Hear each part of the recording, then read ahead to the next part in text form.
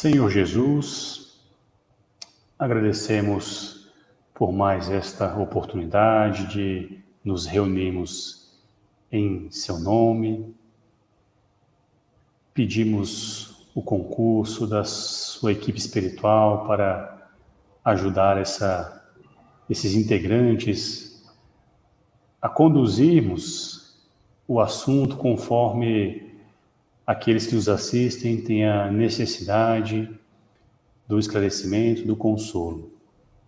Que a sua mensagem, Senhor, possa sempre ressoar no nosso íntimo, nos auxiliando nas transformações necessárias. E assim, vamos nos direcionando para a perfeição, para a felicidade, para a transformação de um mundo melhor.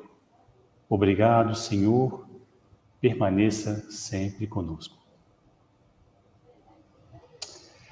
Olá, boa noite a todos que nos acompanham em nosso canal. Nos encontramos novamente hoje para um novo bate-papo em torno do assunto da mediunidade. Hoje temos aí além do Inácio, que nos acompanha já sempre no nosso canal, temos um convidado aí especialmente para esse bate-papo, nosso amigo Maxilânio Lacerda, que é um colaborador junto à Federação Espírita Brasileira. Maxilânio sempre nos auxilia aqui na casa, em nossas palestras públicas, mas nesses momentos, né, em que há necessidade do distanciamento, estamos aproveitando a tecnologia para receber novamente nosso amigo.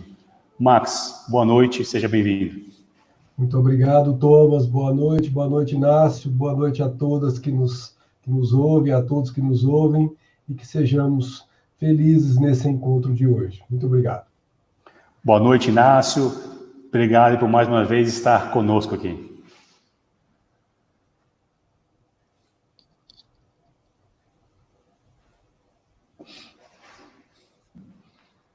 Boa noite, sou eu quem agradece, e uma alegria poder estar dividindo esse espaço aqui com os amigos Max e Thomas. Que alegria. Hoje, então, nós vamos dar prosseguimento a esse assunto da mediunidade, já iniciado em um outro bate-papo. Alguns dos amigos devem se lembrar, foi no mês passado, no começo do mês passado, mas se tem algum participante hoje que ainda não assistiu, nós deixamos o link do bate-papo anterior na descrição do vídeo. Então, quem não assistiu, veja lá o vídeo.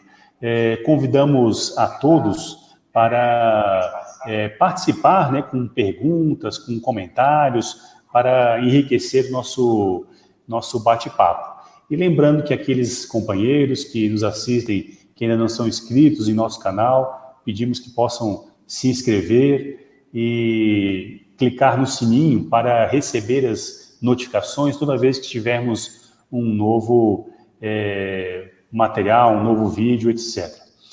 Naquele bate-papo anterior, que demos as tratativas iniciais sobre a mediunidade, nós abordamos alguns assuntos como o que é mediunidade, se todos somos médios, quais espíritos que se comunicam através do médium, e abordamos como que é ser um bom médium, né?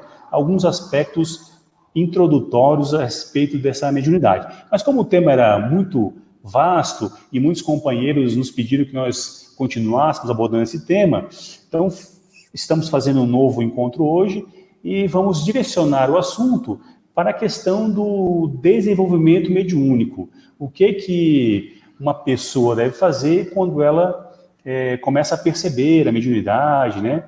Ou se ela não sabe identificar se é mediunidade, se não é.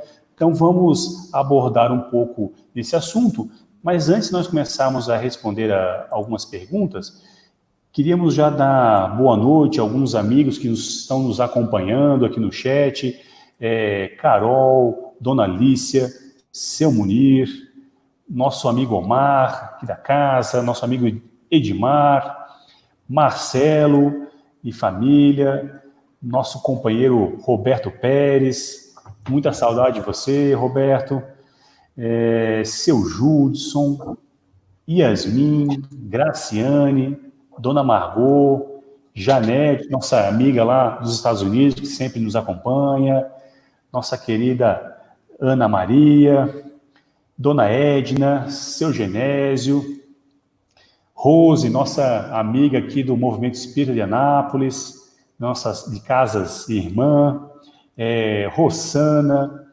Dona Eva, Graziela, Simone, nossa amiga que está lá em São Paulo, grande Simone, saudade de você, Brenda, Suelene Lacerda, o Maurício, companheiro da nossa casa também, e seu William. Quem vai chegando aí, deixe sua mensagem e faça suas perguntas.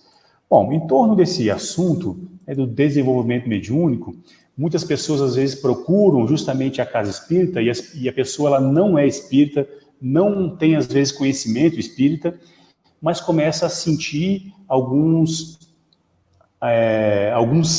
características, né, do que é a mediunidade, começa a sentir, tem uma percepção espiritual, a sensibilidade, né? E aí nós começamos perguntando ao nosso companheiro Max Lânio o que devemos fazer quando descobrimos que temos mediunidade. Então, Thomas, essa pergunta é muito interessante porque a mediunidade costuma aparecer sem que estejamos preparados para poder trabalhá-la, especialmente se não somos espíritas. Se somos espíritas, temos aí a felicidade de poder contar com instrutores no meio espírita que possam nos dar as direções que devemos tomar.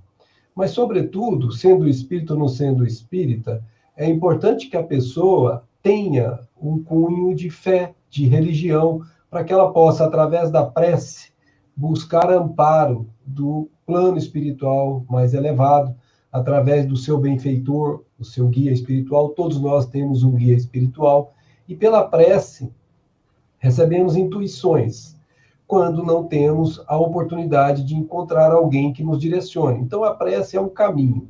Mas quem nos assiste agora já conhece a doutrina espírita, nem que seja de falar. E existe um livro que se chama O Livro dos Médiuns, que eu vou mostrar aqui para vocês.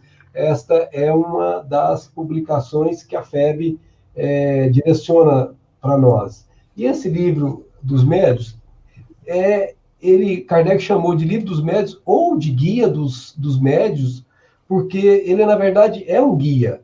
E ele diz que esse livro contém ensino especial dos espíritos sobre a teoria de todos os gêneros de manifestações. Ele fala sobre o desenvolvimento da mediunidade, fala sobre as dificuldades. Então, assim, se a pessoa puder acessar esse livro, é muito recomendado, porque ela vai se orientar de forma segura numa obra que não tem como não ter as explicações que precisamos. Então, por exemplo, há um capítulo que se chama Desenvolvimento, né, da Mediunidade, ou Formação dos Médiuns, que está lá no capítulo 17. E Kardec reserva nesse livro toda uma explicação. Olha só, por exemplo, vou ler um pedacinho do que está aqui. Ele diz assim, infelizmente não dispomos até hoje nenhum meio para diagnosticar, ainda que de forma aproximada, que alguém possua essa faculdade. Então, o primeiro ponto que essa pessoa que está dizendo que tem mediunidade precisa ter certeza é se tem realmente. Porque se ela pode estar com outros sintomas que são fisiológicos, que são sintomas que podem ter raiz na questão fisiológica, e ela pode estar confundindo com mediunidade. Então, é preciso, como diz Kardec, que a gente tenha como verificar esses sinais físicos, que algumas vezes podem ser mediunidade, como algumas vezes não pode ser. Porque a mediunidade, como nós sabemos, ela se manifesta independente da idade, independentemente de faixa etária, de faixa social, de gênero, enfim, ela está envolvida com todas as pessoas, qualquer um pode manifestá-la. E Kardec diz que só tem um meio da gente comprovar que a mediunidade existe, que é a experimentação. E aí a casa espírita, antes da pessoa ir para a experimentação, terá alguém que irá recebê-la conversar com ela, perceber como essa pessoa está se manifestando e, obviamente, irá instruí-la. Primeiro estudar, para depois, então, ela pensar em qualquer experimentação. Então, regra geral é essa. Eu não sei se vocês me concordam, o Inácio pode complementar, por favor, Inácio? Mas em linhas gerais, é exatamente isso. O ideal é que a casa espírita ela esteja, de certa forma, consciente e preparada para dar a melhor orientação àquele que chega à casa dizendo-se portador de mediunidade ou apresentando algum sintoma para que isso possa ser analisado com o tempo mesmo. E só complementando, Inácio, quando essa pessoa não puder ir à casa espírita, um meio de abrandar os impactos da mediunidade é o trabalho social, o trabalho no bem, é fazer o bem, porque mediunidade é vazão de energia. Então, essas energias, elas estão canalizadas para o campo da mediunidade. Mas se a pessoa trabalhar nem em caridade propriamente dita, caridade verdadeira, ela dá vazão a essas energias sem que necessariamente ela tenha que participar de uma reunião mediúnica. Então, assim, há caminhos para quem não é espírita para poder dar vazão a essa força, porque a mediunidade é uma força que se impõe sobre a pessoa e que ela precisa tratar, ela precisa lidar com essa força. Então, o trabalho no bem, em toda situação, é um equilibrador dessas forças. A gente acaba escutando muito das pessoas que não são espíritas, que não têm conhecimento, mas que estão descobrindo a mediunidade, né? E que quando procuram uma casa espírita, uma das coisas que elas chegam aqui, elas chegam falando assim na casa espírita. Eu imagino que deva ser mais ou menos por todo canto, né? Pois é, eu tenho mediunidade e o espírito falou para mim que eu tenho que trabalhar, eu tenho que desenvolver. Como que é isso, assim? A pessoa que se descobre médium, ela tem que desenvolver a mediunidade, ela tem que provocar essa mediunidade. Como que ela pode desenvolver, Inácio? Como que seria isso? Então, aliás, essa é uma das áreas da casa espírita, eu digo no caso da pessoa que buscou a casa espírita, que precisa ter muita cautela quando alguém chega e diz estar com sintomas ou evidências de mediunidade em eclosão ou eclodida. Allan Kardec diz, em O Livro dos Médiuns, que a mediunidade não deverá ser explorada antes que venha a eclodir. E é interessante que no livro Diretrizes de Segurança, uma das edições é essa aqui, mas tem uma nova edição. Esse livro, Diretrizes de Segurança, é um livro de perguntas e respostas, perguntas feitas aos médiuns Divaldo Pereira Franco e Raul Teixeira, e no capítulo 3 desse livro, há uma pergunta bem interessante que tem a ver com essa pergunta que você fez, se a gente tem que provocar o desenvolvimento da mediunidade e como devemos fazer para desenvolvê-la. E exatamente no capítulo 3 desse livro a que me referi, o Raul diz o seguinte: a mediunidade, como diz Allan Kardec, não deverá ser explorada antes que venha a eclodir. Dever-se-ia esperar que ela brotasse e, a partir de então, se lhe daria o devido trato. Sendo assim, embora encontremos muitos companheiros que se candidatam ao exercício da mediunidade, sem que jamais hajam sentido coisa que lhes demonstrem serem portadores desse grau ostensivo da mediunidade, as nossas instituições devem estar sempre em guarda cuidadosa para não inaugurarem o sistema de fabricação mediúnica destituída de qualquer valor doutrinário, uma vez que há companheiros que se aproximam das instituições espíritas portando tais peculiaridades mediúnicas já em processo de desabrochamento. Então, se a pessoa ainda não teve nenhum sinal, nenhuma percepção ou manifestação mediúnica ostensiva, não é conveniente que ela provoque o desenvolvimento da mediunidade.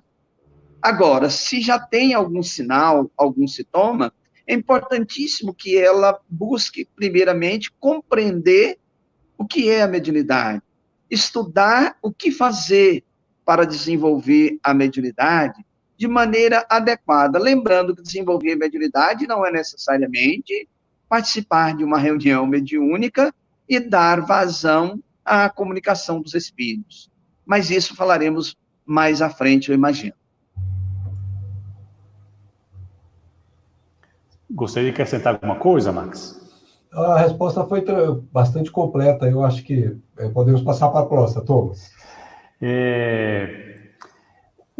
Então, eu pergunto para você, Max, o médium, até o Inácio começou a falar sobre isso, né? Mas a pessoa ali que descobriu essa mediunidade, né? E percebe-se que, de fato, ela é mediunidade, né? Quando procura uma casa espírita, como que a casa espírita deve proceder com essa pessoa que está chegando à casa espírita? Deve botar ela para trabalhar de forma mediunicamente? Até porque a gente sabe que, às vezes, há uma certa carência, né, do médium manter essa constância no trabalho, e a necessidade de trabalhadores, e aí aparecendo o médium, foi a espiritualidade que mandou, a gente já pega o médium e põe na reunião mediúnica, como que funciona? Não, Thomas, não podemos fazer dessa forma, não. A mediunidade é uma coisa séria e precisa ser tratado com seriedade, e é preciso que haja um preparo. Lá na FEB, por exemplo, nós trabalhamos na mediunidade, na formação de novos médiuns, através do curso do MEP, Mediunidade, Estudo e Prática.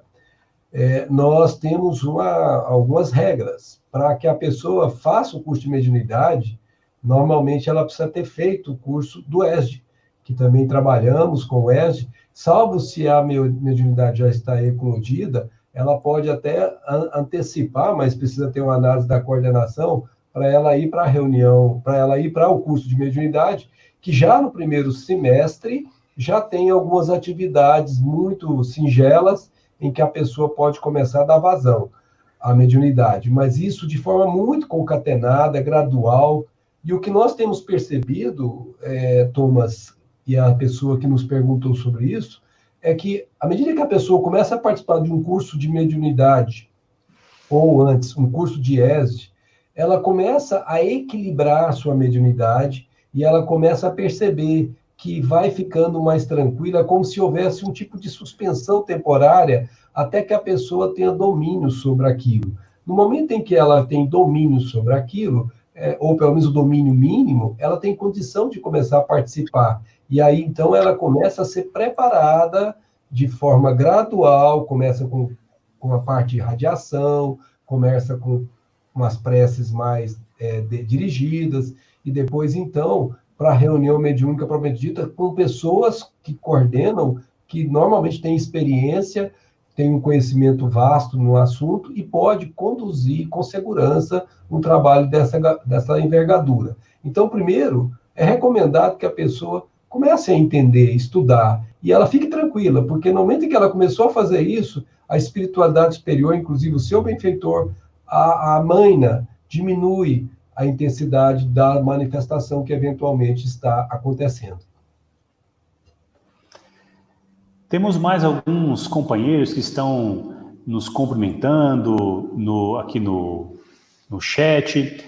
Bárbara Augusta, Lindaura, nossa companheira da casa, Valdirez, Ana Claudina, também aqui da nossa casa, Itamar, também companheiro da casa, Cristiana, lá com o Pedro, querendo engatinhar já.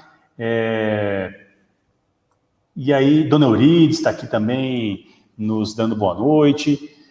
E aí temos algumas perguntas aqui. Bom, o primeiro, o Itamar, o Itamar fala assim, acho que não desenvolvemos, ele está querendo falar assim, né? Que o procedimento não é desenvolvimento mediúnico, e sim, ele quer dizer educação mediúnica. E, de fato, a gente percebe que esse é o caminho. E a Simone, nossa amiga Simone Tosato, ela faz uma pergunta. Inácio, quando se trata de crianças que demonstram ter mediunidade, como os pais devem proceder?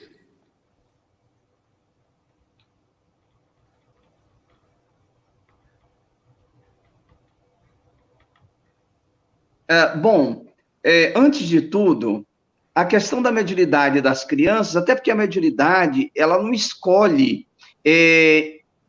em quem se apresentar. Pode ser criança, jovem, adulto, velho. A mediunidade pode aparecer a qualquer momento. O que a doutrina espírita recomenda, que no caso das crianças, até por causa da organização fisiológica ainda em processo de maturação, é recomendável que essa criança não seja apresentada diretamente aos fenômenos mediúnicos em trabalhos mediúnicos. É importante acompanhar essa criança de maneira a dar-lhe sustentação, informação para que ela possa lidar com esses fenômenos sem traumas, sem sustos e sem angústias. E uma das coisas encarregadas de fazer isso é aproximá-la dos ensinos, tanto do Evangelho, de maneira a colocá-los de acordo com o nível de desenvolvimento cognitivo da criança, aproximá-la das atividades próprias e específicas na casa espírita para a infância, de maneira que ela possa ir aprendendo a lidar com o fenômeno, sem que tenha naturalmente que ser levada para uma atividade mediúnica na casa. Se a criança traz essa ostensividade, é importante esperar que ela amadureça do ponto de vista físico, orgânico, também amadureça do ponto de vista psicológico, a fim de que ela possa lidar de maneira natural e enxergando o valor e a importância dessa atividade ou desse recurso que é a mediunidade, como ferramenta para a construção do seu equilíbrio, da sua paz interior, através do serviço desinteressado ao próximo. O ideal é que, se o pai e a mãe identificam na criança traços de mediunidade ostensiva, primeiro tratar isso com naturalidade. Ajudar a criança a perceber que isso é um fenômeno natural e que precisa, naturalmente, de boa condução, de boa administração, e não sair levando a criança para participar de atividades mediúnicas. Aliás, a casa espírita precisa ter muita cautela e orientação nesse sentido. Muito bem, eu gostaria de complementar o que foi dito pelo nosso amigo Inácio, dizendo que, para quem quiser mais aprofundamento no que foi dito, lá no livro dos médiuns, existe um capítulo que é dedicado a isso, que é o capítulo 18, em que Kardec chama dos inconvenientes e perigos da mediunidade. E lá ele coloca algumas questões, e a questão 6ª, ele faz exatamente a pergunta assim: haverá inconveniente em desenvolver-se a mediunidade nas crianças? Vamos observar essa palavra desenvolver-se que o nosso companheiro chamou a atenção. É correto, o próprio termo que Kardec usa no livro é formação dos médiuns. E formação inclui educar, você saber controlar a mediunidade, e o desenvolver, que tem um sentido aqui que Kardec quis dizer, de que ela seja conhecida por você, que ela seja controlada por você. E isso tudo você pode chamar de educação também. Mas aqui Kardec usa o termo desenvolver, no sentido de que aflorou, então eu vou começar a colocar a pessoa para trabalhar com mediunidade. Esse é o sentido do desenvolver que aqui está colocado. Então, assim, muito cuidado, como bem disse o nosso amigo Inácio, porque não há organismo pronto. Se você for uma criança com menos de 12 anos para trabalhar com mediunidade, você pode causar danos irreversíveis na parte orgânica. Então, os pais podem levar a criança e devem levar a criança para o centro, mas jamais para a reunião mediúnica, mas para as palestras públicas, para a evangelização infanto-juvenil, enfim, os lugares apropriados que vão abrandar essa mediunidade. Então, assim, nós temos preocupações, sim, com essa faixa, e tem acontecido pela gente, a gente que lida com isso mais de perto, tem visto muito casos de pais que procuram as casas espíritas com esses problemas. E muitas vezes essas mediunidades nas crianças vêm associadas com processos obsessivos que tornam a situação mais cuidadosa ainda, mais delicada. Então, tomemos muito cuidado, como bem disse o nosso amigo Inácio, não vamos expor a criança ao risco. Educar, sim, colocar em reunião mediúnica, não. E se nós nos lembrarmos, né, do Chico Xavier, né, que é uma referência quando falamos em mediunidade, né, em que ele desde da fase da infância, da primeira infância, né, já manifestando a mediunidade, vendo os espíritos, conversando com os espíritos, né, mas a gente verifica que nenhum espírito mentor o aproximou dele até uma certa idade, né, que foi lá próximo dos 17, 18 anos, quando o Emmanuel se aproximou e, de fato, ele começou o seu exercício mediúnico, né? Até lá foi respeitado conforme vocês explicaram, né? Ainda, Thomas, muito bem, bem lembrado. Para completar mais o assunto, nesse mesmo livro dos médios, a questão 8ª é exatamente isso. Em que idade se pode ocupar sem inconvenientes da mediunidade? E os espíritos vão dizer que não há uma idade propriamente dita, definida, porque depende da formação orgânica, mas depende também da formação moral. Se você pega um jovem que já está formado organicamente, tem lá seus 16 anos, seus 15 anos, mas é um menino que vive nas, entre aspas, baladas, não tem uma vida centrada no aspecto espiritual, é ainda muito voltado para as sensações e pouco preocupado com a sua espiritualização, porque isso é do próprio espírito. Esse menino, se levado para uma reunião, pode complicar a situação dele, porque a ambiência psíquica que ele fica visitando o tempo todo fora do centro não é boa. E se você coloca ele depois, ele pode vir aí desenvolvendo, ampliando o potencial dessa mediunidade, e aí atrair mais ainda espíritos que não são companhias adequadas para ele. Então, o jovem precisa ter também uma vida centrada, precisa ser um sujeito grave, ele tem que ter uma maturidade já espiritual para entrar mais jovem para uma reunião mediúnica. Então, tomemos o cuidado. Como disse bem o Thomas, tem crianças que podem começar até mais cedo. Olha, os espíritos disseram, a criança de 12 anos. Lembra que Kardec teve uma menina de 13. A criança de 12 anos, a quem tal coisa afetará menos do que algumas pessoas já feitas. Por quê? Porque isso está no espírito, é a maturidade do espírito e não da pessoa. A dona Ivone do Amaral Pereira, para a gente citar alguns exemplos, ela desencarnou em 84, ela começou a trabalhar mediunicamente com 13 anos de idade. O nosso Chico, como bem lembrou Thomas, com 17 anos estava na ativa, já produzindo. O nosso querido Divaldo, que está na ativa até hoje, 16 anos, foi quando ele começou. E José Raul Teixeira, que nós citamos agora há pouco pelo amigo Inácio, começou com 17. Então, vejam, médios que têm uma bagagem que nós já conhecemos, começaram cedo, mas eles começaram com orientação, no mínimo, dos seus benfeitores espirituais que os acompanharam. Como bem citou Thomas, Emmanuel estava ao lado do Chico o tempo todo, mas só se mostrou para ele quando o trabalho iria começar.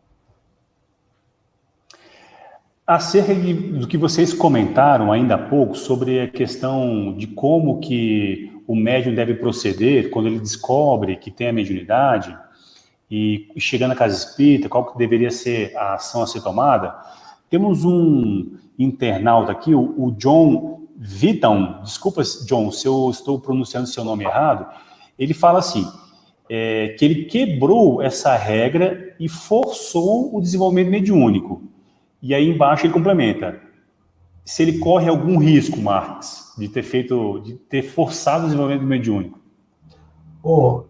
Caro John, eu não sei onde você está praticando, você não disse se está dentro de um centro espírita ou se você está fazendo isso, por exemplo, na sua casa ou em um ambiente que o controle espiritual não seja um adequado.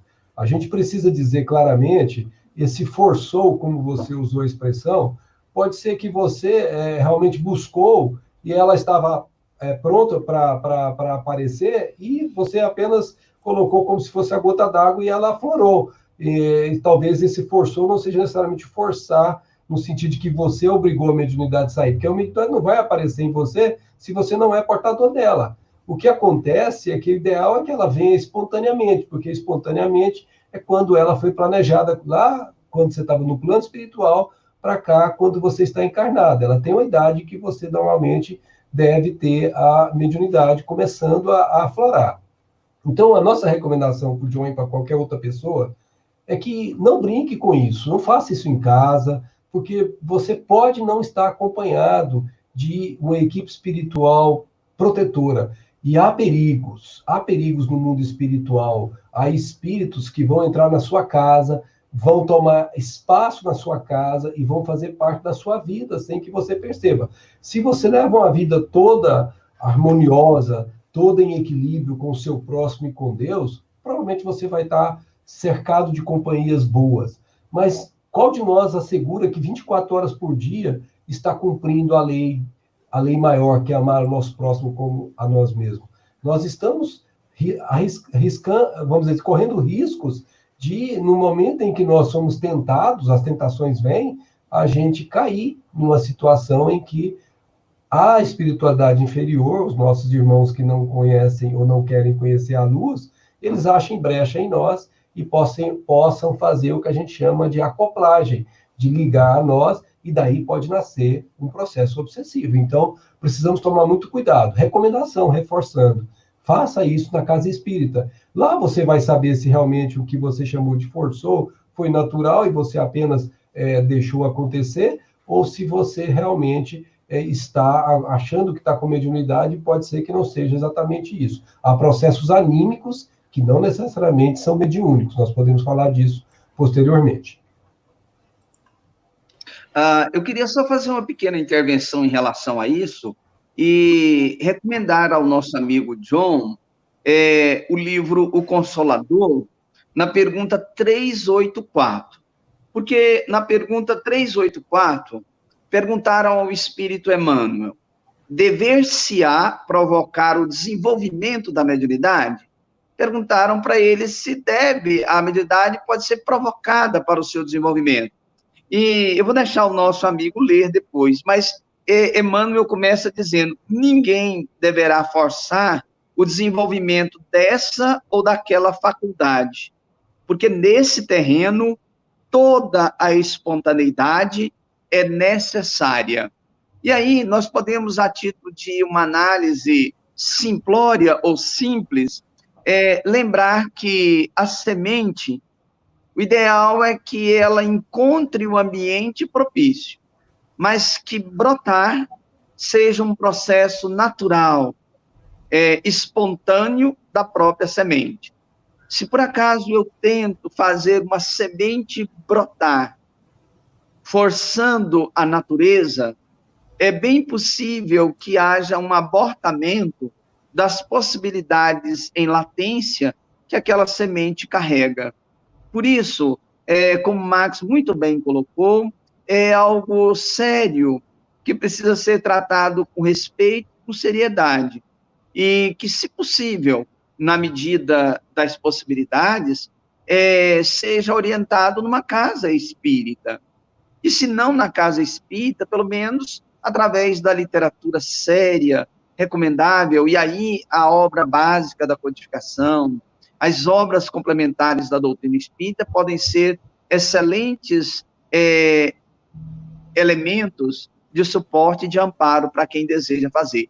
Mas forçar, parece que a natureza, em qualquer dos seus setores, não recomenda esse forçar de barra em nada, não é isso?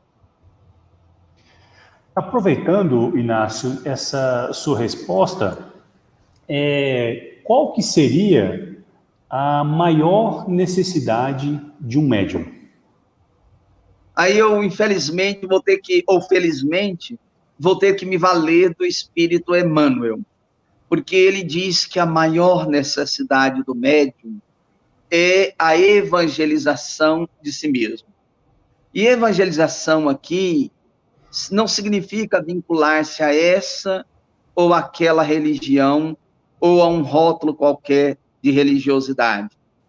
Mas a evangelização de si mesmo é tentar aplicar a mensagem de Jesus na própria vida, na própria experiência evolutiva. Por isso, a maior necessidade de um médium não é necessariamente dar passividade ou colocar o fenômeno mediúnico em evidência.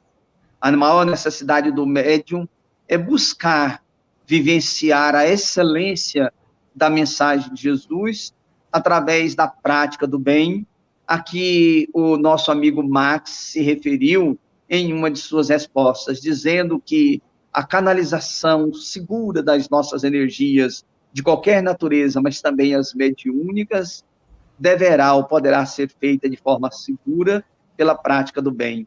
E a prática do bem é a mensagem de amor de Jesus aplicada em nossas ações.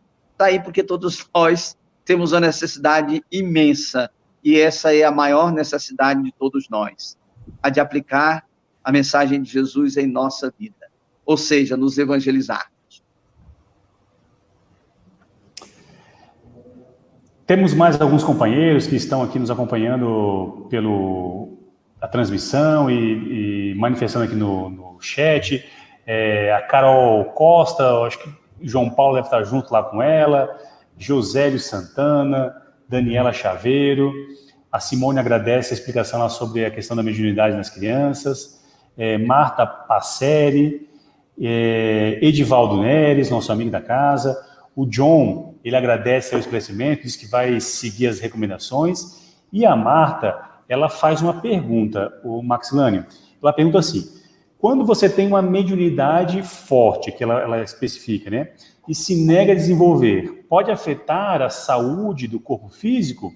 E até uma pergunta que a gente iria fazer aqui para vocês mesmos é assim: se o médium ele pode bloquear a mediunidade, né, indo em encontro ao que a Marta está perguntando. E aí, Max? Pois é, Marta e os amigos que têm essa mesma dúvida. A mediunidade tem o que você chamou de forte, ela tem realmente intensidades, né? Ela vai ter manifestações que podem ser sutis, que podem ser medianas e que podem ser ostensivas, e que você comece a ter uma dificuldade de se manter aqui no mundo presente. Você pode estar nas duas existências ao mesmo tempo, na existência espiritual e na existência física. Se a mediunidade ela é uma mediunidade equilibrada, se você consegue lidar com ela de maneira em que ela te serve ao trabalho no bem, em que ela te serve ao trabalho de fazer o seu movimento na vida em benefício do próximo, ela vai se equilibrar naturalmente. Mas se ela vem com essa intensidade que você está se referindo, é muito provável que você tenha sido acompanhada por espíritos ao seu lado com uma frequência muito grande, sendo acompanhada no sentido de que você está percebendo, porque acompanhado por espírito todos nós somos, mas aquele que sente a presença desses espíritos e sentindo de forma intensa como você sente, precisa saber lidar com isso. Eu me lembro de uma aluna na faculdade que eu tinha, ela não sabia que eu era espírita, mas ela percebeu o meu modo de dar aula e no final ela tomou a iniciativa de conversar comigo, porque ela tinha um problema de mediunidade e que ela não sabia nem o que era mediunidade, não sabia lidar com isso. Tinha uns 17 para 18 anos, essa garota, que hoje já é uma senhora e ela já trabalha com mediunidade na doutrina espírita há muito tempo e é uma excelente médium, mas naquela época ela estava no laboratório, por exemplo, a gente ia analisar os minerais, e ela começava a não ter o controle da mão, a mão começava a querer escrever, e ela ficava querendo esconder a mão para as pessoas não verem, e na casa dela ninguém levava a sério. Ela disse que sentava no ônibus, estava vazio, um lugar daqui um pouco, no mesmo lugar que estava vazio, ela vê uma pessoa que olha para ela. Então, veja o drama que essa pessoa, e era o caso, como que você está dizendo, intensa, o drama que ela vivia. E aí ela, como me viu dando a aula, e ela tinha a vidência, que é uma das características da mediunidade, ela, por exemplo, viu ao meu lado, meu benfeitor, me auxiliando na aula, graças a Deus ele auxilia, porque senão a aula seria um desastre, e aí ela vendo isso, ela não se conteve, ela me procurou no final e contou tudo isso. E aí nós começamos a fazer exatamente isso que nós estamos fazendo aqui com você. Conversamos com ela sobre tudo isso ser natural, que ela não se preocupe, faz parte, ela apenas está percebendo o mundo espiritual de maneira nítida, de maneira clara, e que ela não devia temer. E ela tinha várias faculdades, de efeito físico, por exemplo, queimava aparelhos na casa dela com muita frequência onde ela estava. Por exemplo, se você tem computador, não leva ela para sua sala, porque pode queimar o seu computador. Era muito intenso, o caso dela era dramático.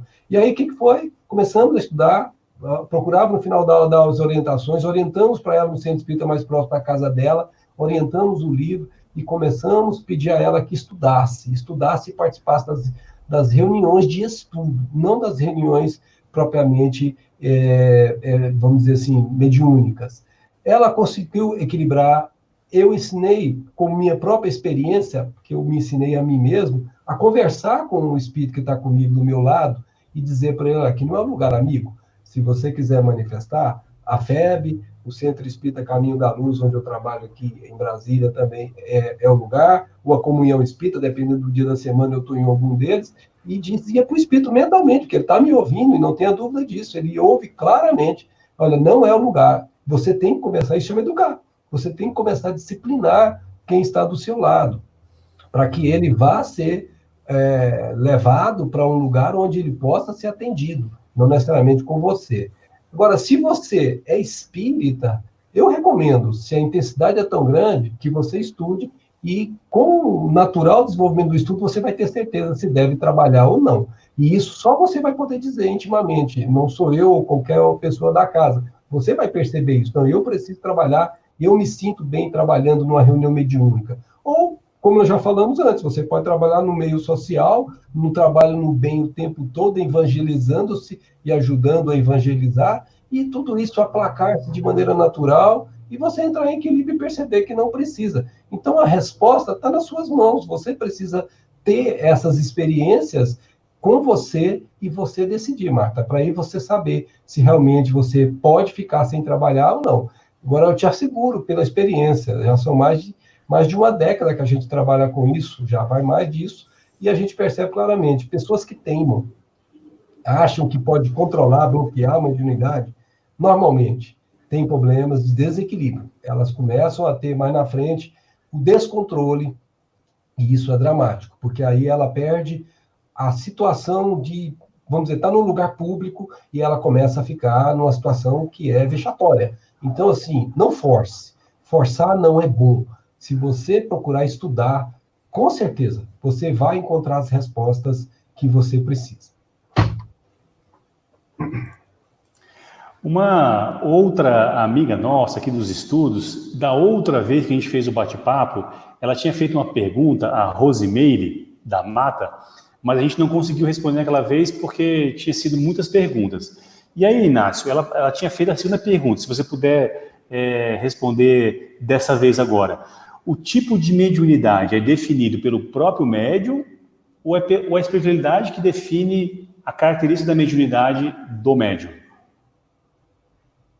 Na verdade, quando nós vamos reencarnar, o projeto reencarnatório é elaborado de acordo com as nossas necessidades. E, naturalmente, a questão mediúnica, se nós a traremos como recurso que nos auxilie no processo de crescimento espiritual, no nosso processo evolutivo, também será de acordo com a nossa necessidade e de acordo com as nossas possibilidades. Cada um de nós, ao elaborar o processo reencarnatório, numa conjunção de fatores e em ficando definido que a mediunidade será uma ferramenta disposta a nosso favor, para que nós possamos contribuir com o crescimento de outros e com o nosso próprio crescimento, o tipo de mediunidade estará de acordo com aquilo que for estabelecido no planejamento, que quase sempre tem a orientação dos espíritos amigos que nos auxiliam nas tomadas de decisões para escolhermos o campo de ação onde nós teremos mais probabilidade de acertos e de conquistas espirituais. Por isso, os orientadores do plano espiritual costumam sugerir a nós em que área nós poderíamos ter melhor desempenho e, portanto, melhores resultados para nós e para o trabalho que nós nos propomos a fazer. Eu diria que isso, quando temos maturidade espiritual, poderá ser definido numa troca de informações, numa troca de possibilidades com aqueles maiores que nos tutelam a experiência. Também estão por aqui o nosso amigo Sidney, nosso amigo Roberto Mota, e a Rebeca Alencar, ela nos dá aqui boa noite, e ela faz uma pergunta que vocês até já entraram nesse assunto, mas se vocês puderem dar uma reforçada nesse aspecto, o Max até respondendo a Marta, ele até entrou um pouco nesse aspecto, mas a Rebeca pergunta assim, a pessoa que se descobre médium, ela é obrigada a desenvolver essa faculdade? Não, não é obrigada. Ninguém é obrigado a desenvolver. Imagina pessoas que estão em outra escola religiosa ou não tem escola religiosa alguma, que não tem reunião mediúnica, como é que elas vão fazer se elas têm mediunidade? E existem pessoas com mediunidade em todas as escolas religiosas que você imaginar, inclusive fora delas. Então, se isso fosse obrigado, os centros espíritas não iam dar conta como eles estão estruturados hoje para atender tantas pessoas que são médiums e que não têm como desenvolver, ou como educar, ou como pôr em prática essa mediunidade. Então, assim, não é obrigado. Agora, todo caminho de vazão dessa energia está associado a duas possibilidades naturais. Ou a pessoa estuda e vai trabalhar mediunicamente, naturalmente, sem forçar, não é algo que ela tem que fazer constrangida, ou ela vai dar vazão a isso numa atividade no bem. Pode ser focada num problema da família, pode ser focada num problema da sociedade, pode ser no seu dia a dia. Enfim, se ela vive doando-se no que ela faz, pensando no próximo como pensa em si mesma, agindo no bem, essas energias estão sendo canalizadas para benefício daqueles que estão envolvidos nesse trato do dia a dia conosco. Então, assim, essas energias vão sendo claramente amainadas, vão sendo diminuídas naturalmente, a fim de que essa mediunidade seja equilibrada. Mas a pessoa terá uma condição que ela pode se aproveitar em seu próprio benefício. Se você tem a mediunidade e você a equilibra, você sabe educá-la, você tem uma vantagem competitiva. Olha o termo que eu estou usando, vantagem competitiva. Por quê? Porque se você vê espíritos, você está conseguindo prever coisas que quem não vê, não sente, não tem condição de se antecipar. Se você percebe que o espírito é bom, você está mais tranquilo perto dele. Se você percebe que o espírito é ruim e ele está do seu lado, você começa a fazer uma prece imediata para uma pessoa que não percebe nada. Então, você tem essas vantagens. E mais, você está em contato mais direto com o seu benfeitor espiritual e você pode ter auxílio dele de maneira mais convincente, mais direta, porque a maior parte de nós conversa com o benfeitor espiritual mentalmente, mas não percebe ele falando com a gente.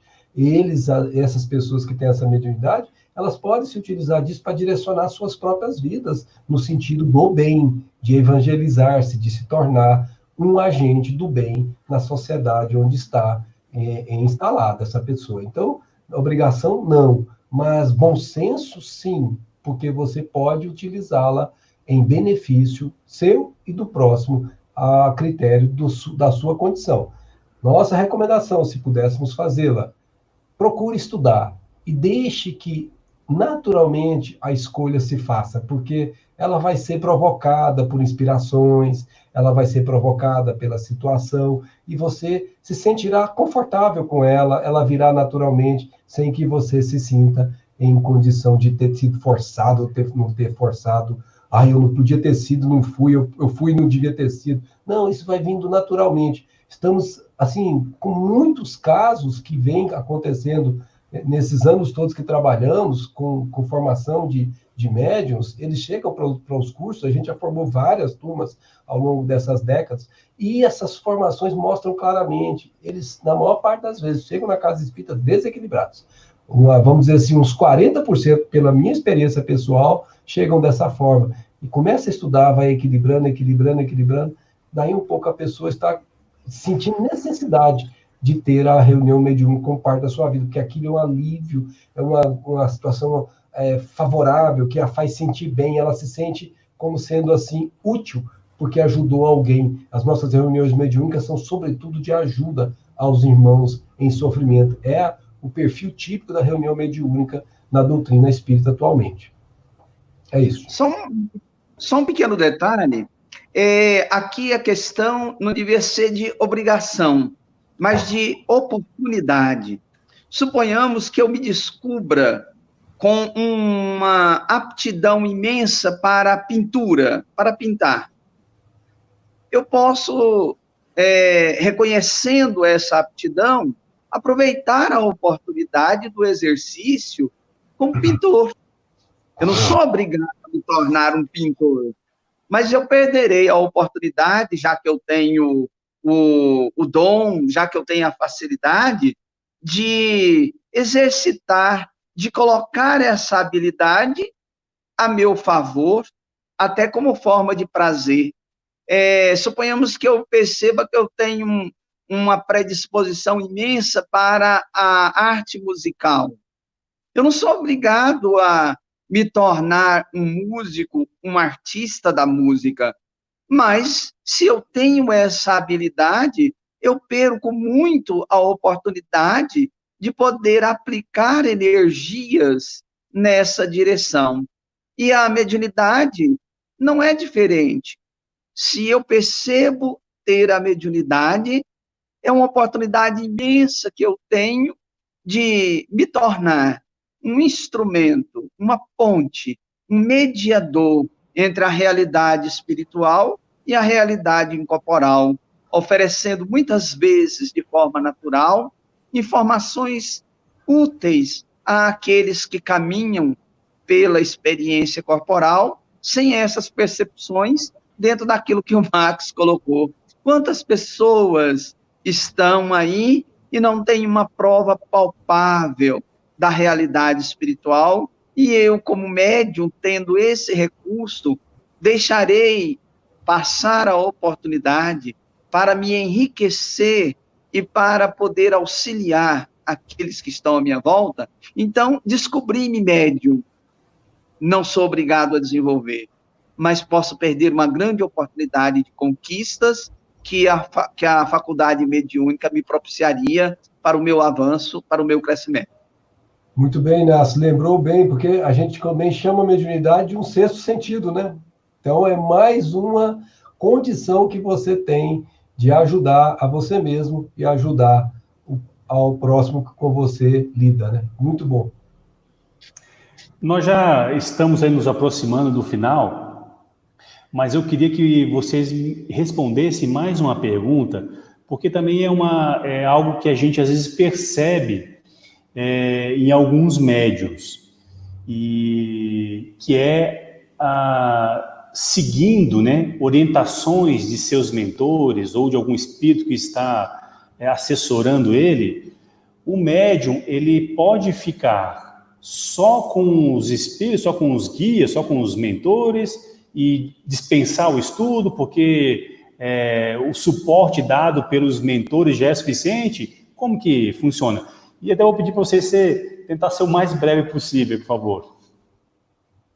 Então, podemos lembrar aí que seria como você colocar-se em roleta russa, porque se você segue somente alguém do plano espiritual, que você, às vezes, pode pensar que é o teu guia, pode pensar que é um espírito do bem, você pode perceber-se depois que está sendo influenciado negativamente.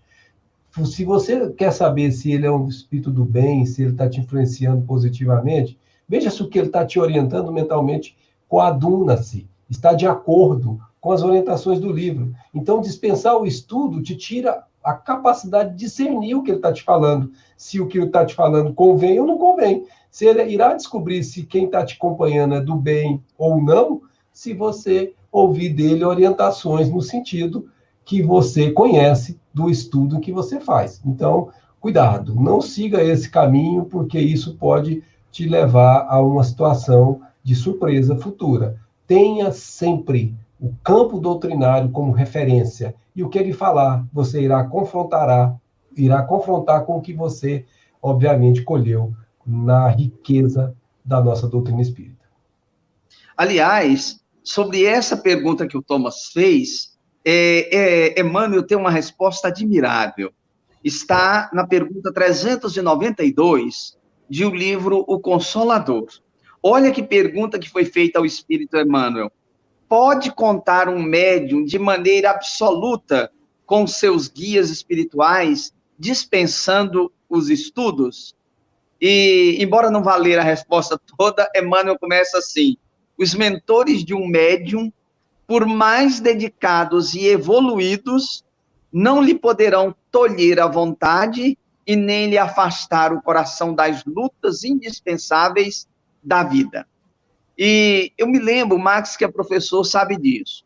Um aluno, de fato, consciente da sua oportunidade enquanto estudante, não pode dispensar as orientações do professor em sala de aula, mas não pode ficar restrito, única e exclusivamente, àqueles momentos breves do professor em sala de aula, mas poderá ampliar isso por livre escolha e por dedicação, valendo-se das orientações do professor em sala de aula e até, de certa forma, avaliando a realidade daquilo que o professor expôs em sala de aula, de maneira que o aluno consciente não fica restrito à mera informação que o professor lhe haja dado em sala de aula, ainda que tenha sido uma excelente informação, cabendo-lhe ampliar os recursos de aprendizagem e de conhecimento. Muito bem, amigos, muito bem. Mais algumas pessoas aqui que manifestaram: Maria do Carmo Souza da Silva, Maíra Teixeira, Carlos Fernandes, a Rebeca agradece o esclarecimento, o Carlos Fernandes diz que o plano mediúnico direciona a pessoa, e imagino que muitos dos amigos aí estão acompanhando, não deixaram mensagem, mas acompanharam o bate-papo. Queria agradecer aí ao Max Lânio a gentileza, a disponibilidade, o carinho de estar conosco nesse bate-papo. Max, muito obrigado mesmo, acho que foi muito elucidativo a sua colaboração aqui conosco. Nós é que agradecemos pela oportunidade abençoada de podermos falar um pouquinho e aprender um pouquinho mais a cada encontro como esse, a riqueza que é essa doutrina. Estamos todos aprendendo juntos. Quem nos ouve, quem nos vê, também aprende, como nós é que estamos aprendendo. Todos estamos em um campo de estudo que não tem fim. Nós vamos continuar aprendendo juntos, uns com os outros. Inácio, nosso companheiro aí da casa, companheiro para todas as horas, obrigado aí por também ajudar aí a gente responder algumas perguntas tão delicadas que é acerca do desenvolvimento mediúnico. Sou eu quem agradece. Aliás, agradeço mais uma vez a honra e a alegria de ter estado com o Max, com o Thomas, e também cumprimentar os nossos amigos internautas, companheiros aqui da casa, que nos auxiliam com as vibrações positivas, e, em especial, mandar um abraço para a nossa amiga Janete, lá nos Estados Unidos, e ao nosso grupo de estudos lá na Carolina do Norte, na cidade de Charlotte. Obrigado a todos que nos acompanharam na transmissão, a todos que se manifestaram aí no chat. Desculpa se eu esqueci de falar o nome de alguém, mas sintam-se todos abraçados e somos gratos pela participação. É sempre muito importante a interação do público, a gente faz esse bate-papo com o intuito realmente de que haja essa interação. Pedimos que possam se inscrever no nosso canal, quem ainda não fez. Deixe lá o seu joinha se você gostou desse bate-papo. Se não gostou, põe o joinha para baixo. O importante é que vocês manifestem a opinião sobre o bate-papo. Quem quiser também, depois nos comentários, quer deixar algum comentário, fique à vontade. Lembrando que de 5 a 11 de julho, nós não teremos atividades de bate-papo nessa semana, porque haverá a Semana Espírita de Anápolis. Esse ano, por causa da nossa situação atual, ela vai ser virtual. Teremos cada dia um palestrante diferente, alguns deles rapidamente: Rogério Hipólito, Eulália Bueno, Rodolfo Gádia, André Marouço, Jairo Teixeira, Arthur Valadares, e uma participação aí do Conselho Regional Jovem no último dia.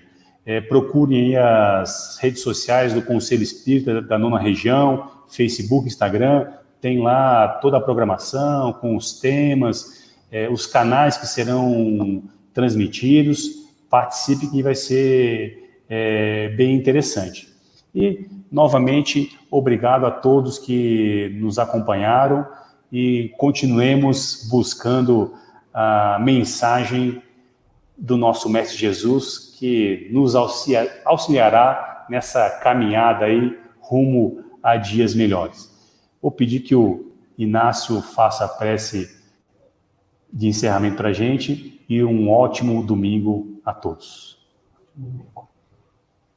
Mestre Jesus, nós agradecemos o apoio incansável dos amigos espirituais que, em teu nome, se encarregam de nos amparar a todos na busca dos entendimentos necessários para o nosso crescimento espiritual.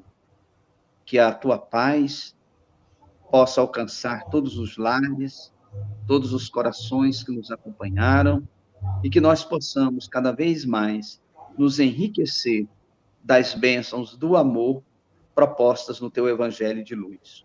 Muito obrigado, Senhor. Que assim seja.